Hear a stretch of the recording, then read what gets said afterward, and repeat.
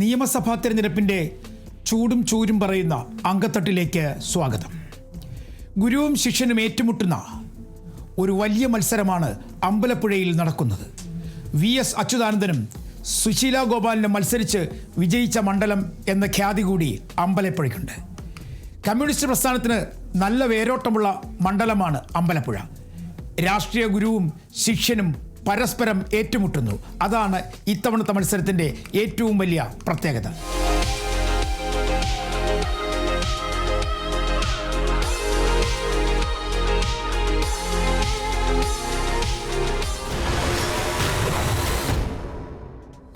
കേരള രാഷ്ട്രീയത്തിലെ ഏറ്റവും വലിയ പടിയിറങ്ങലായിരുന്നു G. സുധാകരൻ CPIM വിട്ടത്. പക്ഷേ പാർലമെന്ററി രാഷ്ട്രീയത്തിൽ തുടരാൻ തന്നെയായിരുന്നു അദ്ദേഹത്തിൻ്റെ തീരുമാനം. നിയമസഭാ തെരഞ്ഞെടുപ്പ് എത്തിയതോടെ H. സലാമിനെതിരെ മത്സരിക്കാൻ G. സുധാകരൻ തയ്യാറായി. കഴിഞ്ഞ 5 വർഷമായി CPIMുമായി ഇണങ്ങിയും പിണങ്ങിയും കഴിഞ്ഞ സുധാകരൻ അങ്ങനെ മത്സരിക്കാൻ തയ്യാറായി മുന്നോട്ട് വന്നു. സ്വതന്ത്രനായി മത്സരിക്കാൻ തയ്യാറായ G. സുധാകരനെ സഹായിക്കാൻ UDFും ഒപ്പം ചേർന്നു. അങ്ങനെ തീപാറുന്ന മത്സരത്തിലേക്ക് അമ്പലപ്പുഴ എത്തുകയാണ്. രാഷ്ട്രീയ കേരളം ഉറ്റുനോക്കുന്ന മത്സരമാണ് ഇത്തവണ അമ്പലപ്പുഴയിൽ നടക്കുന്നത്. 22,621 വോട്ടുകളുടെ ഭൂരിപക്ഷത്തിൽ വിജയിച്ച G. സുധാകരന് 2021 മത്സരിക്കാൻ അവസരം നൽകിയില്ല പാർട്ടി.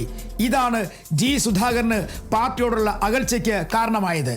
2021 മണ്ഡലത്തിൽ മത്സരിച്ച H. സലാമിന് ലഭിച്ചത് 11,125 വോട്ടുകളുടെ ഭൂരിപക്ഷമായിരുന്നു.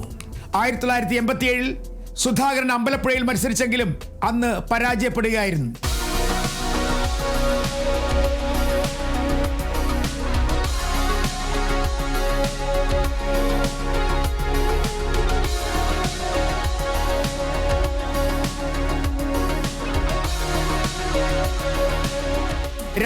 ൽ 11,929 വോട്ടുകളുടെ ഭൂരിപക്ഷത്തിലാണ് G. സുധാകരൻ അമ്പലപ്പുഴയിൽ നിന്നും ആദ്യമായി വിജയിക്കുന്നത്. പിന്നീട് അദ്ദേഹം അവിടെ തുടർച്ചയായി മത്സരിക്കുകയായിരുന്നു.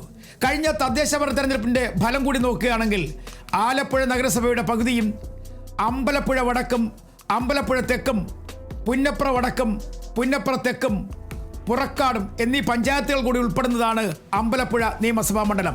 കഴിഞ്ഞ തദ്ദേശഭരണ തെരഞ്ഞെടുപ്പിൽ UDFന് വോട്ട് കൂടി.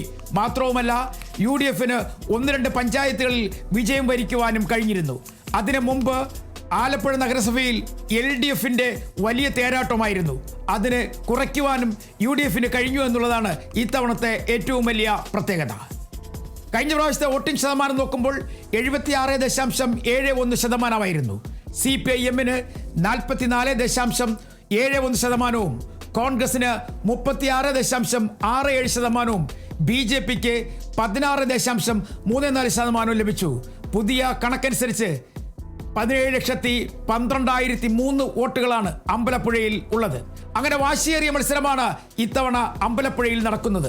അമ്പലപ്പുഴയിൽ NDAയുടെ സ്ഥാനാർത്ഥിയുമുണ്ട്. പക്ഷേ ഇത്തവണ NDA അവിടെ വലിയ തരത്തിലുള്ള പ്രചരണം നടത്തുന്നുണ്ടെങ്കിൽ തന്നെയും മുൻതൂക്കം ആർക്ക് എന്നുള്ള കാര്യത്തിലാണ് രാഷ്ട്രീയ കേരളം ഉറ്റുനോക്കുന്നത്.